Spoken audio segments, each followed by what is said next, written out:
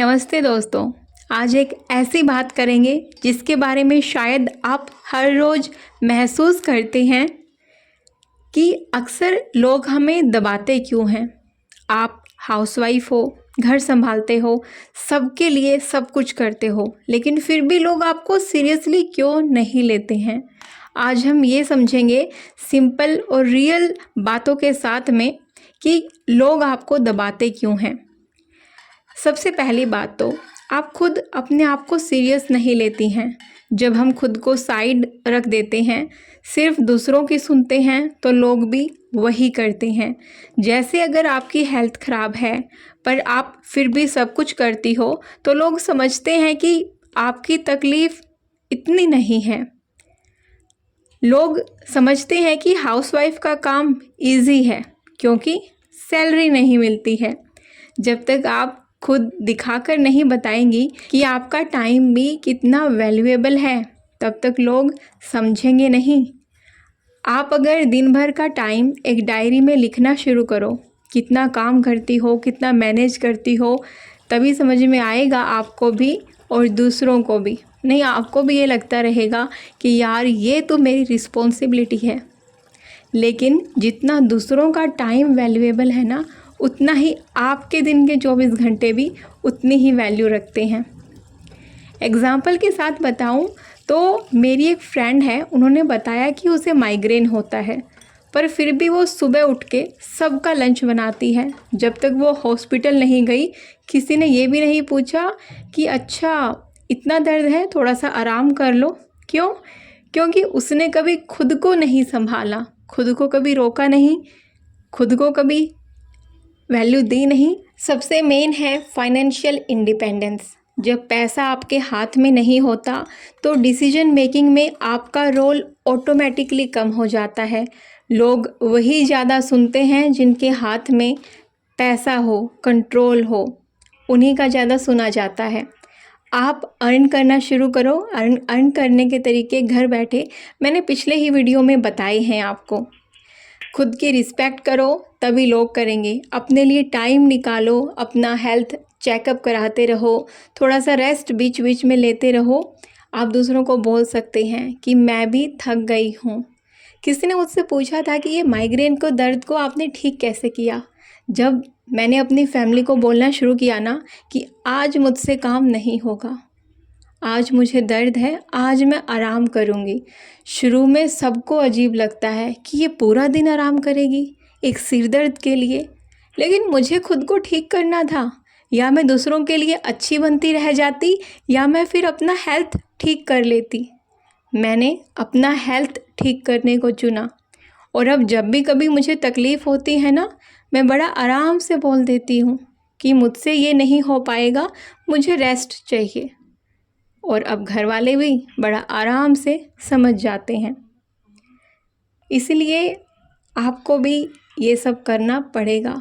या तो सबके लिए बहुत अच्छा बन जाओ, या फिर अपने लिए भी अच्छा और सबके लिए भी अच्छा। जब आप खुद को वैल्यू दोगे तभी दुनिया आपको वैल्यू देगी।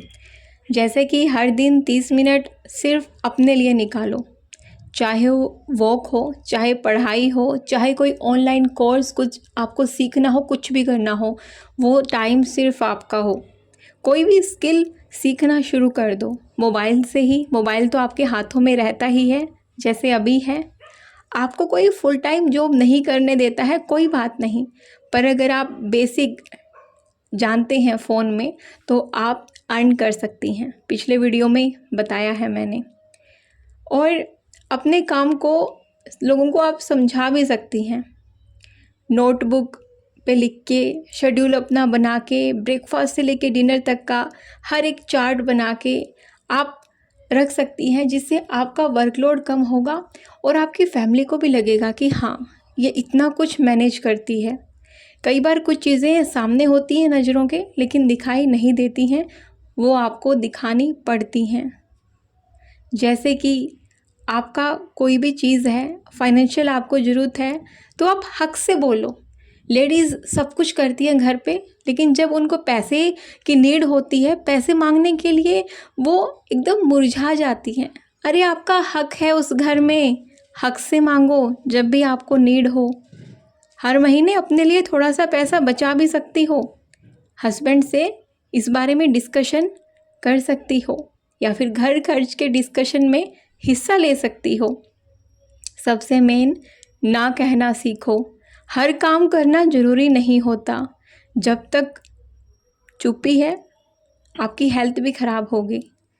जब मन नहीं है तो बोल सकते हो मैं ये नहीं कर पाऊँगी। बोलना सीखो बिना गिल्ट फील किए। लेकिन दूसरों के लिए भी आपको सेम फीलिंग रखनी पड़ेगी। जैसे मेरे घर में हाउस हेल्पर है, उस बेचारी का तबीयत आज इतना ठीक नहीं है, साथ के साथ उसको मेरे दूसरे घर का भी काम होता है जहाँ पे रेनोवेशन चल रहा है। हालांकि मैं उसके लिए उसको अलग से पैसे देती हूँ, लेकिन मुझे कल ही ये फ़ील हुआ कि सुबह से लेके शाम तक वो काम करती है, इतना थक जाती है। चाहे मैंने उसके पैसे बढ़ा दिए एक्स्ट्रा काम के लिए, लेकिन उसकी थकावट उसका मैं क्या करूं। फिर मुझे लगा थोड़ा बहुत जो मेरे इस पुराने क्वार्टर में अभी हम रह रहे हैं यहाँ पे जो थोड़ा बहुत काम रहता है वो मैं कर दूँगी, और नए क्वार्टर में भी मैं उसके साथ मिल के काम कर देती हूँ ताकि उसके ऊपर भी बर्डन ना आए। इस तरीके से आप अपनी फीलिंग दूसरों को बताएं और दूसरों की फीलिंग भी आप समझें। अगर आपको किसी दिन की छुट्टी लेनी है तो आप ले सकती हैं, क्योंकि आपके लिए तो कोई सैटरडे संडे होता नहीं है।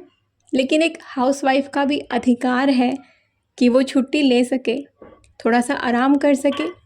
किसी दिन खाना पूरे दिन का एक टाइम बना लो ताकि आपको शाम को आराम मिल जाए। आप कुछ भी कर सकते हैं, मैं सिर्फ आपको एक एग्जांपल बता रही हूँ। दोस्तों, लोग जब तक तुम्हें दबाते हैं, जब तक तुम खुद अपनी वैल्यू नहीं पहचानती हो, तुम घर की रूट हो। अगर तुम ही कमज़ोर हो गई तो पूरा घर हिल जाएगा। इसलिए आज से ही एक नया थॉट लो, अपने आप को प्रायोरिटी दो, रिस्पेक्ट दो, अपने आप को अपग्रेड करो और कभी दबने मत दो। इसलिए आगे जब आपके मन में सवाल आए ना कि लोग मुझे ही क्यों दबाते हैं, तो खुद को बोलना क्योंकि मैं खुद की वैल्यू नहीं करती हूँ, क्योंकि मैं दिन भर में अनपेड काम करती हूँ जिसकी कोई कीमत नहीं, जिसका कोई पैसा नहीं मिलता। मैं हर काम के लिए हाँ बोल देती हूँ, अपने लिए मैं वक्त ही नहीं निकालती हूँ, कुछ नया सीखती ही नहीं हूँ। जैसा 5 साल पहले थी ऐसे ही मैं अभी हूँ। मैंने खुद में कोई चेंज ही नहीं किया, मैंने तो सिर्फ दूसरों को चेंज करने का सोचा। लेकिन आपकी लाइफ ऐसे नहीं बदलेगी। दूसरे कभी चेंज नहीं होंगे, खुद को चेंज करो तब दूसरे चेंज होंगे। चेंज हमेशा खुद से शुरू होता है, दूसरों से नहीं। और आप सबका भी शुक्रिया जो आप लोग इतने प्यारे प्यारे कमेंट करते हैं। मुझे आप लोगों ने बताया कि CET मेंस जो अभी होने वाला है एग्ज़ाम, जिसको मैं भी दूंगी, आप सब ने मुझे बोला कि आप तैयारी शुरू कर दो, हरियाणा का पता नहीं है कब एग्ज़ाम ले लेंगे वो। मुझे भी पता है इस बात का, लेकिन दिन भर में इतना काम होता है ना, बहुत थकावट हो जाती है, माइंड भी थक जाता है, बॉडी भी थक जाती है। इतना मैं 9-10 मिनट की वीडियो में दिखा भी नहीं पाती हूँ जितना दिन भर में काम रहता है। बहुत भाग दौड़, कभी मार्केट, कभी घर, कभी कुछ, तो थक जाती हूँ मैं भी। और मैं पढ़ाई ना एक बोझ समझ के नहीं करती हूँ, कभी भी नहीं। पढ़ते हुए मेरे मन में ये कभी आता ही नहीं कि अरे यार अब मुझे पढ़ना पड़ेगा। मैंने आज तक जब भी पढ़ाई की है दिल खुश होके पढ़ाई की है, और मैं ऐसे ही करना चाहती हूँ। इसलिए कभी मुझे पढ़ाई बोझ लगी ही नहीं। और किसी ने मुझसे पूछा था कि आपने CET प्री की तैयारी 1 महीने में कैसे करी, इस पे भी मैं ज़रूर बात करूँगी। और ये जो मेरे 70 मार्क्स थे, हालांकि वो 80 मार्क्स तक जा सकते थे। मेरी जो गलतियाँ रही OMR फिलिंग में वो सबको पता है, लेकिन ये जो 70 मार्क्स मैंने गेन किए हैं 1 महीने के अंदर, ये भी मेरी इसी चीज़ की वजह से है कि मैं पढ़ाई हमेशा खुश होकर करती हूँ।